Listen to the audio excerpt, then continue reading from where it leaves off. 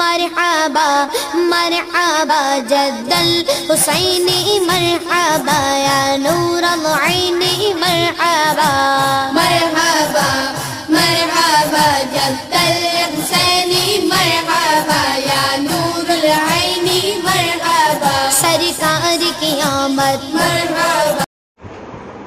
எல்லா விதமான நோய்களிலேயும் கஷ்டப்படுகிறவர்களா நீங்கள்? உங்களுக்காகத்தான் நபிகள் நாயகம் ஸல்லல்லாஹு அலைஹி வஸல்லம் அவர்கள் இரண்டு வஸ்துக்களை, இரண்டு காரியங்களை சொல்லி தந்திருக்கின்றார்கள்.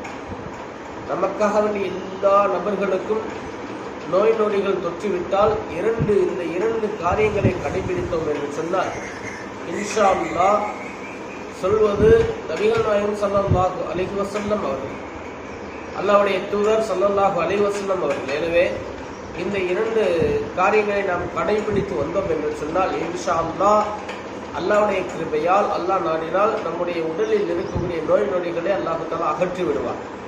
அந்த இரண்டில ஒன்று சூரத்துல் ஃபாத்திஹா.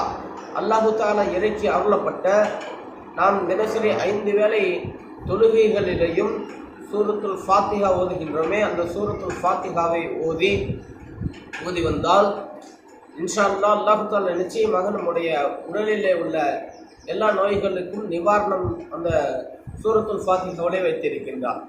எனவே தான் ஸல்லல்லாஹு அலைஹி வஸல்லம் அவர்கள் சூரத்துல் ஃபாத்திஹாவிலே உங்கள் எல்லா நோய்களுக்கும் மருந்து இருக்கின்றது என்றார்கள். இரண்டாவது விஷயமாக கருஞ்சீரகத்தை நபி ஸல்லல்லாஹு அலைஹி வஸல்லம் அவர்கள் சொன்னார்.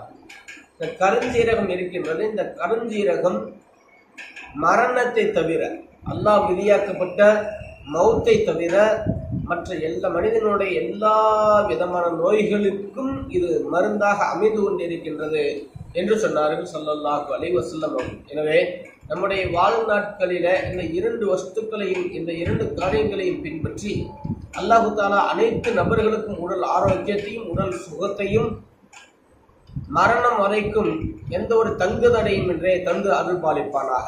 அஸ்ஸலாமு அலைக்கும் வரஹ்மத்துல்லாஹி தஆலா வபரகாத்துஹு.